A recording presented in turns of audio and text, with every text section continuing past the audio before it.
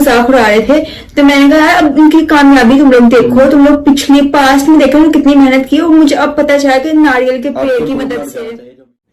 देखिए अभी हालिया में इसरो ने अपने PSLV रॉकेट की मदद से ब्राजील के सैटेलाइट के साथ साथ 19 सैटेलाइट को लॉन्च किया। और ये एक ऐतिहासिक क्षण इसलिए था कि इस सैटेलाइट के साथ साथ अंतरिक्ष में भागवत गीता और नरेंद्र मोदी की तस्वीर को भी लॉन्च किया गया था। लेकिन ये रॉकेट लॉन्च करना काफी कठिन प्रक्रिया होता है। रॉकेट भारत के अलग अलग एरिया में बनते हैं, चाहे वो विक्रम साराभाई अंतरिक्ष केंद्र हो, महेंद्रगिरी में इंजन वगैरह हो गया, गुजरात के अहमदाबाद में सैटेलाइट के पार्ट्स, उन सबको एक पास लाकर और हम लोग इसको लॉन्च करते हैं श्रीहरिकोटा से। श्रीहरिकोटा आंध्र प्रदेश के पास दक्षिण भारत में, यहाँ पर पुलिकट झील के पास एक छोटा सा द्वीप है जहाँ सतीश धवन प्रक्षेपण केंद्र से लॉन्च किया जाता है। इसे हम लोग लॉन्च करते हैं पश्चिम से पूरब दिशा की ओर। पश्चिम से पूरब इसलिए लॉन्च करते हैं कि पृथ्वी भी पश्चिम से पूरब घूम रही है, थोड़ा सा सपोर्ट मिल जाता है, तो इसे पश्चिम से पूरब दिशा की ओर लॉन्च किया जाता है। हमारे दो प्रमुख रॉकेट होते हैं PSLV और GSLV। इनके टोटल हम लोग वर्क फंक्शन को समझते हैं। रॉकेट के जितने बड़े बड़े पार्ट्स होते हैं, चाहे उसके इंजन हो, उसका बूस्टर हो, ये अलग अलग जगहों पे बनता है और इसे ट्रक के माध्यम से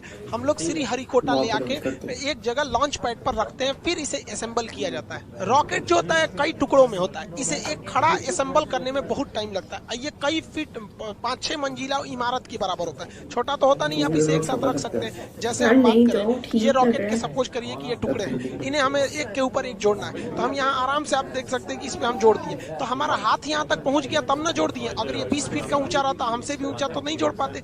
यही प्रॉब्लम हो जाता है इसरो के सैटेलाइट रॉकेट्स के साथ। इन रॉकेट को कई टुकड़ों में लाया जाता है और यहाँ रख के क्रेन के मदद से खींचा जाता है। क्रेन के मदद से इसे उठा के और फिर इसे असेंबल किया जाता है। एक एक पार्ट, यहाँ आपको 4 पार्ट दिख रहा हो, 1 2 3 4, ये तो ऊपर वाला पेलोड है, तो इसको भी आप 5वां पार्ट मान सकते हैं। तो एक एक पार्ट को इस तरह से क्रेन के मदद से रखा जाता है। पहला पार्ट रखने में तो दिक्कत नहीं होता है क्योंकि हाइट कम ही रहती है, लेकिन जैसे जैसे ये ऊपर जाता है वहां तक इंजीनियर को पहुंचना, वहां से नट बोल्ट को कसना, पूरा सीधा रखना, हर चीज को जांच करना काफी दिक्कत होती है। इसलिए इसका जो असेंबली वाला यूनिट होता है ये काफी सोफिस्टिकेटेड, एकदम अत्याधुनिक होता है। जैसे यहाँ देखेंगे तो एक पार्ट को रख दिया गया है। अब यहाँ देखिएगा, यहाँ पर एक छत बना दिया गया, वो टेम्पोररी होता है, इस तरह से गिरा दीजिएगा तो ये आके गिर जाता है। अब यहाँ वाले पे इंजीनियर वगैरह अपना यहाँ पे खड़े होकर देख सकते हैं, फिर यहाँ हो सकता है। अब ये वाला जो सेकंड पार्ट जा रहा है, इसे क्रेन से खींच के इसके ऊपर रखा जाएगा। जैसे देखिए ये फर्स्ट वाला पार्ट यहाँ रख दिया गया, इसमें से इंजीनियर हट गए हैं। अब देखिए यहाँ पर ये लोग यहाँ पर अपना वर्क कर रहे हैं। जब ये हो जाएगा तो ये वाले छत को खोल दिया जाएगा, फिर इस छत को यहाँ पर ऐसे नीचे गिरा दिया जाएगा ताकि वो लोग काम कर सके। ये असेंबली यूनिट होती है, कई फ्लोर बाई फ्लोर होती है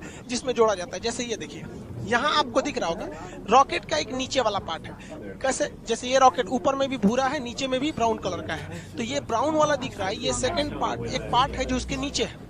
और ये जो फ्लोर बना है ये टेम्पोररी फ्लोर है, परमानेंट फ्लोर नहीं है, छत नहीं है। अब इसके ऊपर इसको रखा जाएगा क्रेन के मदद से, फिर ये लोग इसको अच्छे से ज्वाइंट करेंगे, फिर इसके ऊपर एक और पार्ट को रखा जाएगा। इस तरह से देखिए, एक यहाँ पार्ट है, यहाँ है, यहाँ है, यहाँ है, ऐसे करते करते जोड़ा जाता है।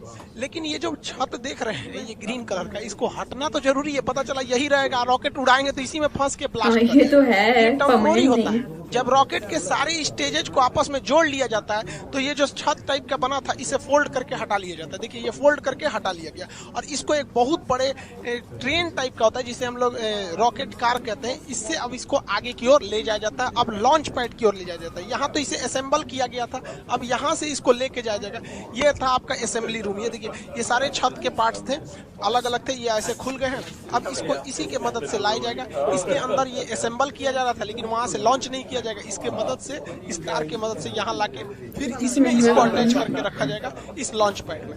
इसरो के पास अभी फिलहाल में 2 लॉन्च पैड है। एक लॉन्च पैड से हो नहीं पाता था, इसलिए इसरो जो थी अपने असेंबली लाइन को, जैसे यहाँ देखिए एक असेंबली यूनिट यहाँ था, एक नया यहाँ बना दिया गया। 2 असेंबली यूनिट ले आके और लॉन्च पैड 2 रखे गए ताकि ले आने में दिक्कत ना हो, जल्दी से जल्दी और ज्यादा से ज्यादा मात्रा में सैटेलाइट को लॉन्च किया जा सके। इसरो के 2 लॉन्च पैड है। एक की असेंबली लाइन लॉन्च पैड के काफी करीब है और वहीं दूसरे की असेंबली लाइन देखिएगा तो लॉन्च पैड से काफी दूरी पर है। ये जो इसका जो सैटेलाइट कैरिंग कार होता है ये ट्रेन की पटरी पर चलता है, बहुत ही भयानक इसका लोड रोकने की क्षमता होती है, बहुत धीमी गति से, लेकिन ये आगे बढ़ता है। बहुत तेज गति से आएंगे तो ये डिसबैलेंस होकर गिर जाएगा। रॉकेट की एक सबसे बड़ी समस्या है कि जब ये उड़ता है तो इसके नीचे से इतना थ्रस्ट निकलता है, इतना आग निकलता है कि ये रॉकेट खुद ही जल जाएगा, इतना ज्यादा मात्रा में रहता है। इसलिए इसमें थ्रस्ट निकलने के लिए नीचे एक कैनाल बना दिया जाता है, गड्ढा, और यहाँ देखेंगे तो यहाँ आपको सुराख मिलेगा, छेद। तो इससे जब रॉकेट का जो आग निकलेगा वो नीचे चला जाएगा और ये इस साइड से आग निकलेगा। नहीं अगर ये छेद नहीं बनाएंगे या ये गड्ढा नहीं बनाएंगे तो यहीं पर इतना आग लग जाएगा कि लॉन्च पैड सहित यही जल सकता है। यहाँ देख सकते हैं आप आराम से कि इसमें जो सुराख था इसका जितना थ्रस्ट है इसमें गया और इस साइड से दोनों साइड से निकल रहा है। तो ये कैनाल बनाना जरूरी है, वरना ये अपने में थ्रस्ट करके मर जाएगा, वहां पे ब्लास्ट करके, मतलब ये खुद ही जल जाएगा। यहाँ नीचे गिरा और इस तरह से दोनों डायरेक्शन में हट गया, या ये इस डायरेक्शन में जाता है ताकि वो ज्यादा से ज्यादा आग को अलग डायरेक्शन में फैला सके। जब सैटेलाइट को लॉन्च पैड पे रखा जाता है तो इसमें जितने सेंसर वगैरह होते हैं वायर से ये लोग कनेक्टेड किए रहते हैं। इसमें जितनी चीजें होती हैं ये कनेक्ट करके रखी गई रहती है। जब काउंटडाउन उल्टी गिनती चालू होती है 48 घंटा पहले से, अगर इसमें भी कोई गड़बड़ी पाई जाएगा तो यहीं पे रोका जा सकता है, और अगर गड़बड़ी नहीं पाई गई तो रॉकेट को लॉन्च कर दिया जाता है। लेकिन समस्या क्या होती है, जो इसमें फ्यूल रखा जाता है तो जो फ्यूल रहता है उसे बहुत ही कम टेम्परेचर पे रखा जाता है और 2 दिन पहले ही इसकी पूरी तरह तैयारी कर दी जाती है। तो इसे धूप में छोड़ने से क्या होता है, उसका टेम्परेचर बढ़ सकता है, अंदर रिएक्शन वगैरह हो सकता है। इसलिए इसके बाहर एक इंसुलेटर की परत लगा दी जाती है। देखिए एक परत लगा दिया जाता है इंसुलेटर की इसके चारों ओर बाहर में, ताकि जो फ्यूल है वो हीट उसमें ना मिल सके। और जब ये लॉन्च करता है तो यही टुकड़ा नीचे गिरने लगता है। आप देखेंगे सैटेलाइट लॉन्च करते समय बाहर गिरते रहते हैं, ये फ्यूल को रोकने के लिए इंसुलेटर होता है जो हीट को अंदर जाने नहीं देता है। रॉकेट जब जमीन से ऊपर जाता है तो ये न्यूटन के तीसरे नियम पे काम करता है, ये थ्रस्ट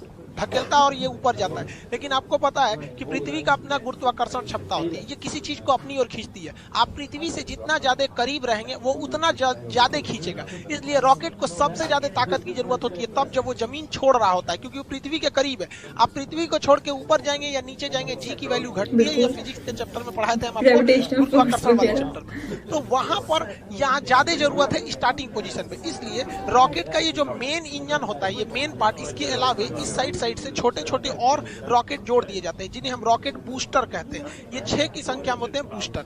अब जो PSLV का बूस्टर है वो छोटा होता है और GSLV का बूस्टर बड़ा होता है। आगे समझाएंगे दोनों में अंतर क्या होता है। यहाँ देखिए ये बूस्टर है, ये बूस्टर, और ये मेन रॉकेट है ऊपर। बूस्टर जो होते हैं शुरुआत में एक्स्ट्रा पावर देते हैं ताकि ये पावर बहुत तेजी से उड़ सके, और आगे जाकर बूस्टर खुल जाते हैं, फिर एक एक पार्ट भी धीरे धीरे खुलते रहता है, लास्ट में तो सैटेलाइट ही पहुंचती है। रॉकेट के ये साइड वाले जो बूस्टर होते हैं, इसके अलावा रॉकेट का 4 स्टेज देखिए, पहला, दूसरा, तीसरा, चौथा।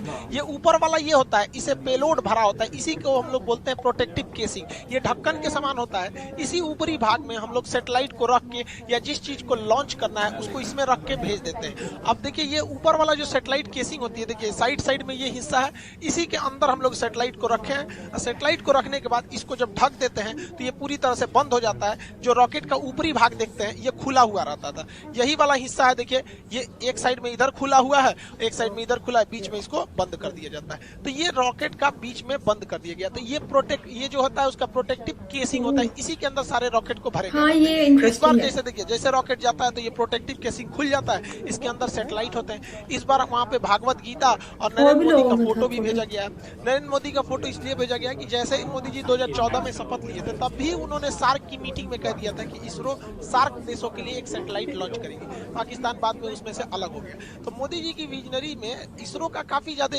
योगदान रहा, मतलब वो इस साइंटिफिक चीजों को काफी आगे बढ़ाते हैं। इसलिए इसरो ने इनकी तस्वीर को अंतरिक्ष में भी भेजा था। और भागवत गीता को तो शांति का एक संदेश के रूप में, कि भागवत गीता एक तरह का क्या है, मतलब कई तरह के जो सांसारिक सवाल होते हैं उनका एक उसमें जवाब एक तरह से कर लिया। जैसे मान के चलिए कुछ लोग कहते हैं कि हमारा जीवन बहुत कष्टमय हो गया है, भाग साथ नहीं दे रहा है, नसीब साथ दे रहा है। उन लोगों को कहते हैं कि भाई साहब कभी फुर्सत मिले ना तो भागवत गीता में कर्ण की जीवनी पढ़ लीजिए।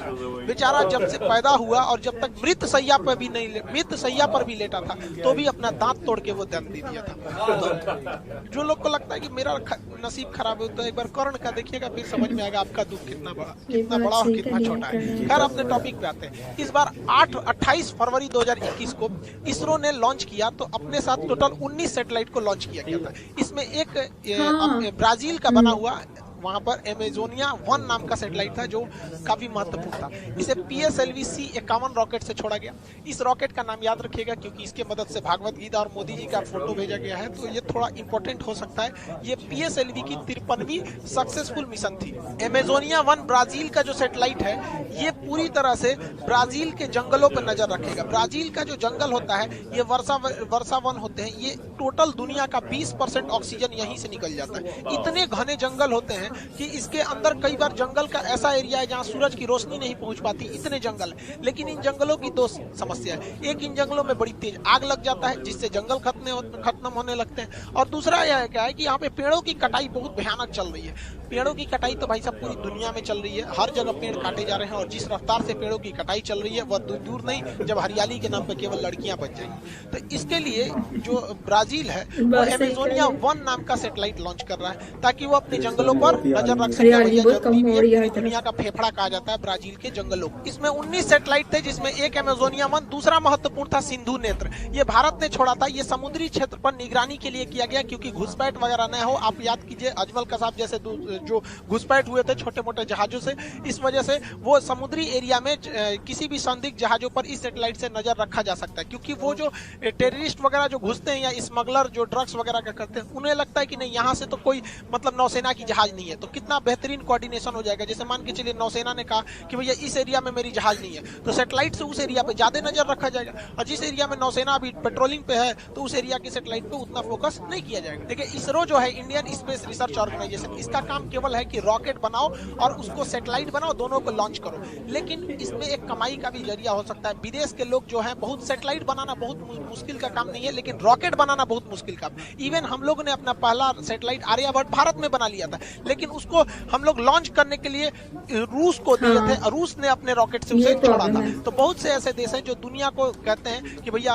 अमेरिका से कहते हैं, यूरोप से कहते हैं कि हमारे सैटेलाइट को छोड़ दो, तो भारत बहुत सस्ते में छोड़ देता है, और भारत की सैटेलाइट काफी विश्वसनीय होती है। इसलिए इसके लिए भारत सरकार ने एक कंपनी बनाई थी, उसका नाम था एंट्रिक्स कॉर्पोरेशन था। 1991 में बनाई गई थी। ये कंपनी दूसरे देशों से कहती थी भैया तुम्हारा सैटेलाइट छोड़ना है, लाओ यहाँ लाओ, पैसा दो हमको दो, और ये इसरो को देती थी भैया इसको भी छोड़ दो, हम इतना पैसा दे देते हैं। लेकिन इसमें कुछ कमियां थी जिसको सुधारते हुए 2019 में न्यू स्पेस इंडिया लिमिटेड नाम की एक कंपनी ऑर्गेनाइज कर दिया गया। अब किसी को अपनी सैटेलाइट छुड़वाना है तो डायरेक्ट इसरो से बात नहीं करेगा, इससे बात कीजिए, बिजनेस वाला काम ये संभालेगी, बाकी रॉकेट सैटेलाइट बनाने का काम इसरो करेगी। एंट्रिक्स ने बहुत सारे मिशन को अंतरिक्ष में भेजा है। एंट्रिक्स ने बहुत सारे दुनिया के ग्राहकों को ढूंढ के लाया है इसरो के लिए, जिससे इसरो की बहुत मोटी कमाई हुई है। लेकिन अभी क्या है, ये न्यू स्पेस इंडिया लिमिटेड को बनाया गया। ये इसकी पहली कॉमर्शियल उड़ान थी जो ब्राजील से इन्होंने नेगोशिएशन करके लाया था। हालांकि ब्राजील चाइना से इस सैटेलाइट को छुड़वाने वाला था, लेकिन बाद में भारत ने उससे कम दाम दिया, इस वजह से उसने भारत से भी छुड़वा लिया। सैटेलाइट का ऊपर वाला जो भाग होता है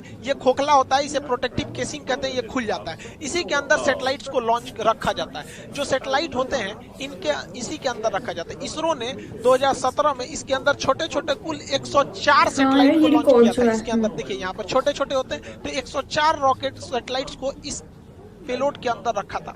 जब ये जाते हैं तो खुल जाते हैं और सैटेलाइट अंतरिक्ष में चले जाते हैं। 600 से 900 किलोमीटर ऊंचाई पे जाने के बाद पृथ्वी का गुरुत्वाकर्षण खत्म हो जाता है, फिर वो घूमने लगते हैं। इन सैटेलाइट को ऊर्जा यानी एनर्जी मिलती है। इन पर सोलर पैनल लगे होते हैं। इनमें सोलर पैनल से इनमें एनर्जी लगी होती है, मतलब एनर्जी ले रहते हैं ये लोग सोलर पैनल से। और इसके अंदर छोटा सा एक तो मोटर भी होता है जिससे कि ये अपने डायरेक्शन और अपने पाथ को चेंज कर सकते हैं। तो रॉकेट केवल अंतरिक्ष में जाके ये खुल जाएगा और सबको ऐसे फेंक देगा, और वहां गुरुत्वाकर्षण नहीं है तो सब इधर उधर तैरेंगे, तो 1 बाय 1 सबको अपने अपने ऑर्बिट में फिट कर दिया जाता है। रॉकेट इंजन और जेट इंजन में अंतर क्या होता है? हवाई जहाज में जेट इंजन लगा होता है, ये बाहर से ऑक्सीजन ले लेता है, जबकि अंतरिक्ष में तो ऑक्सीजन ही नहीं है। इसलिए रॉकेट इंजन उस इंजन को कहते हैं जो अपना खुद का ऑक्सीजन का सिलेंडर ले जाया जाता है। तो जिस सिलेंडर में ऑक्सीजन रहता है उसे हम ऑक्सीडाइजर कहते हैं, और जिसमें फ्यूल रहता है उसे फ्यूल टैंक कहते हैं। ये दोनों रहता है, इसे एक पास लाया जाता है पाइप के माध्यम से कंबशन चेंबर में, और वहां पे आग लगाया जाता है। आपको पता है बिना ऑक्सीजन में फ्यूल कितना भी दे दीजिएगा, जब तक ऑक्सीडाइजर यानी ऑक्सीजन नहीं मिलाइएगा आग नहीं पकड़ेगा। तो इन सबको मिला के पाइप के माध्यम से यहाँ लाया जाता है कंबशन चेंबर में, और इसमें ब्लास्ट आग लगाया जाता है। और आग जब लगता है तो वह आग निकलने का रास्ता खोजती है।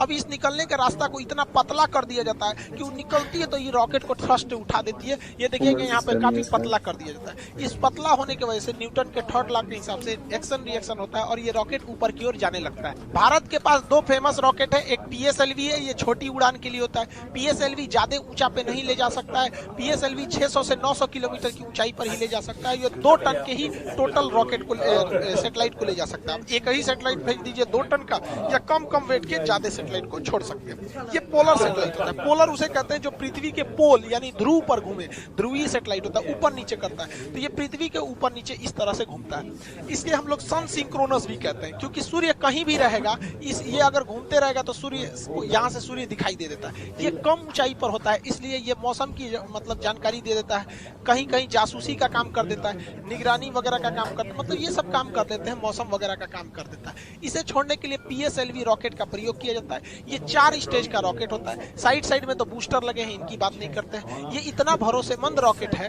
कि 1993 से आज तक ये केवल 2 बार फेलियर हुआ है। एक तो शुरुआत में ही फेलियर हो गया और एक बार बाद में थोड़ा सा 2013 के पास कामयाब चल रहा है था। लेकिन उसके बाद आज तक ये दुनिया में सबसे ज्यादा एक्यूरेसी इसी सैटेलाइट का है। इसी ने चंद्रयान 1 दिया, इसी ने चंद्रयान 2, इसी ने मंगलयान भेजा, इसी ने एक साथ 104 सैटेलाइट लॉन्च किया। बहुत भरोसेमंद है। इसके 4 स्टेज है, पहला सॉलिड, फिर लिक्विड, फिर सॉलिड, फिर लिक्विड, यानी सॉलिड लिक्विड सॉलिड। तो इस तरह से व्हाइट कलर वाला सॉलिड है, इसमें लिक्विड फ्यूल भरा गया है। देखिए सॉलिड फ्यूल जो होता है वो कंट्रोल नहीं हो पाता है। दिवाली का जो रॉकेट होता है उसमें सॉलिड फ्यूल होता है, बारूद भरा होता है, मारिए धस सीधे उड़ जाता है, वो कंट्रोल नहीं होता है। लेकिन पृथ्वी के अलग अलग वातावरण में स्पीड अलग चाहिए, पावर अलग चाहिए, इसलिए अलग अलग स्टेज लगाए जाते हैं। लिक्विड वाला जो स्टेज होता है वो अच्छा माना जाता है, क्योंकि आपके कंट्रोल में रह सकता है। जो सॉलिड वाला हिस्सा होता है उसमें फ्यूल के रूप में हाइड्रोक्सी टर्मिनेटेड पॉलीब्यूटाडाइन का प्रयोग किया जाता है। जो लिक्विड वाला हिस्सा होता है, इंजन लिक्विड का जो पार्ट होता है, उसमें हम लोग जो प्रयोग करते हैं, इसमें लिक्विड वाले में एसिमेट्रिक डाइमेटाडाइन हाइड्रोजाइन का प्रयोग करते हैं। उसके साथ साथ नाइट्रोजन ऑक्साइड का प्रयोग किया जाता है। तो सॉलिड में ये, लिक्विड में ये, फिर ये सॉलिड, फिर लिक्विड। ये तो प्रोटेक्टिव केसिंग है, इसके अंदर सैटेलाइट लगे रहते हैं। यही रॉकेट है। रॉकेट एक बार गया, इस सैटेलाइट को लॉन्च किया, बाकी ये हिस्सा अंतरिक्ष में तैरते रहता है, जिसे अंतरिक्ष कचरा के नाम से जानते हैं। कभी कभी देखते होंगे सैटेलाइट की लॉन्चिंग टाल दी जाती है। क्या होता है कि जो सैटेलाइट को छोड़ने का रास्ता था उसी में कोई कचरा वगैरह आ जाता है, तो उसको टकराने का डर रहता है, इसलिए उसके लॉन्च को डिले कर दिया जाता है। दूसरा जो सैटेलाइट है वो होता है GSLV, geosynchronous satellite launch vehicle. ये जो होता है ये बहुत ही पावरफुल होता है। इसका एक तो सॉलिड हो सकता है, लेकिन यहाँ वाला जो हिस्सा होता है